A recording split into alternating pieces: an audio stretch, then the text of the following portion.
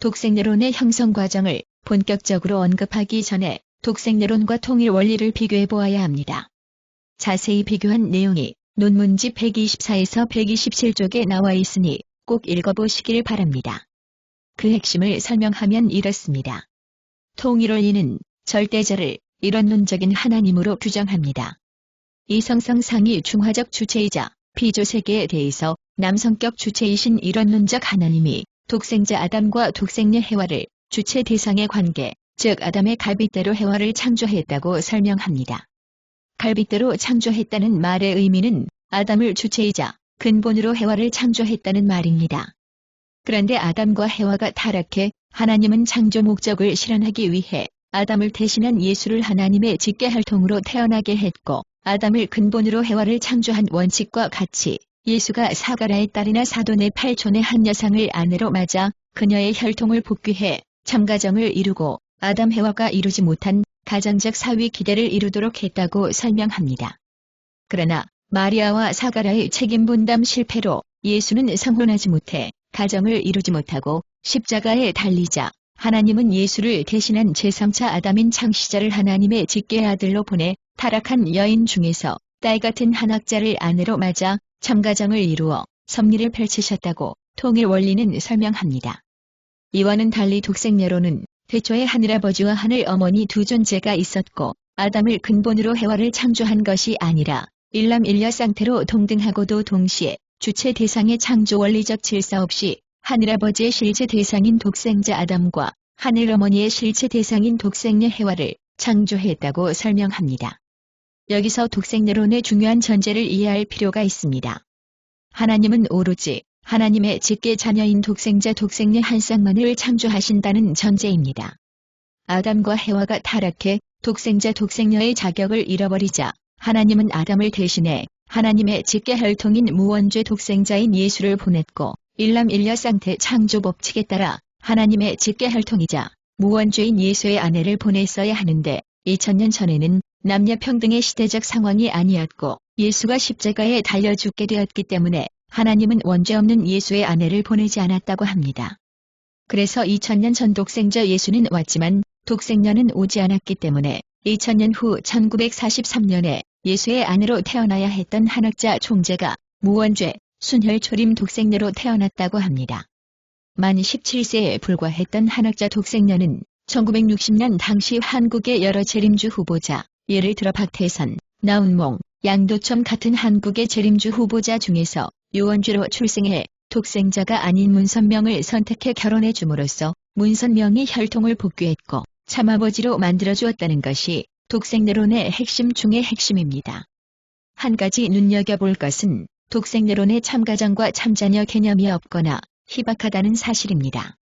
앞으로 설명하겠습니다만 이것은 한학자 총재를 앞세워 독생내론을 기획한 사람들의 의도를 이해하는 데 중요한 부분입니다. 독생내론에서 주목해야 할 부분은 독생내론의 어른거리는 페미니즘의 그림자입니다.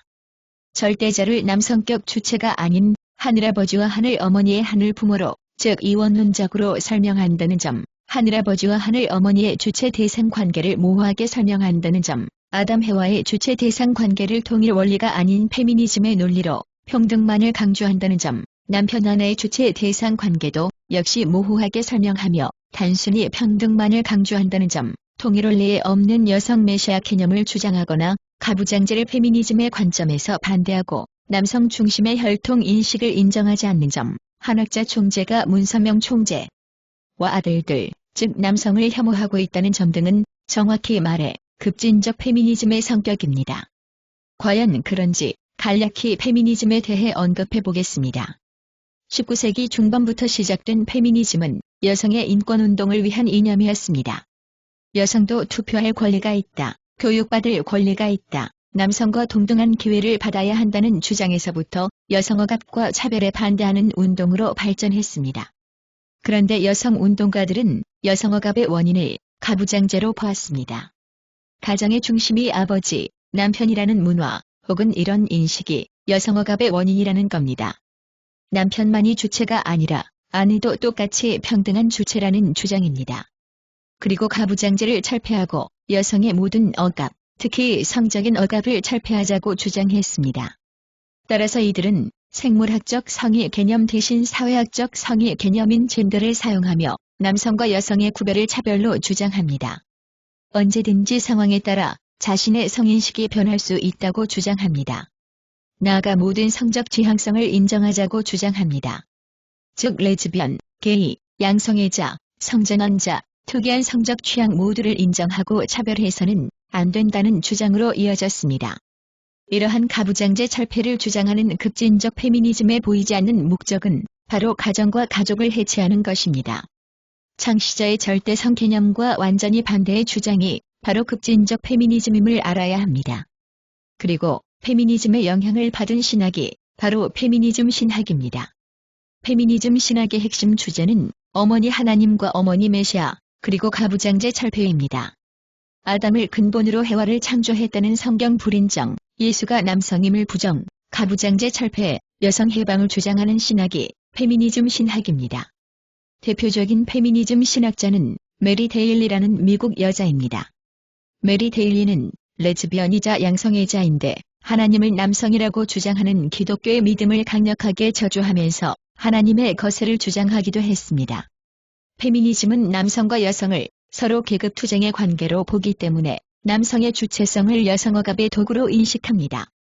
통일원리는 남성 주체성의 목적이 남성에게 있는 것이 아니라 여성에게 있다고 가르칩니다.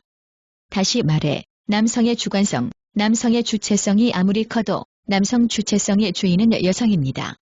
즉, 통일원리의 관점에서 볼 때 남성의 주체성, 주관성에 대한 여성의 불만은 있을 수 없습니다. 그런데 페미니즘 신학자들은 여성들에게 남성의 주관성, 주체성은 여성 억압의 원인이니 이에 저항하라고 가르칩니다. 지금 보시는 이 내용이 오늘 발표의 주제입니다. 독생내론 형성에 영향을 준 요소를 간략히 설명한 그림입니다.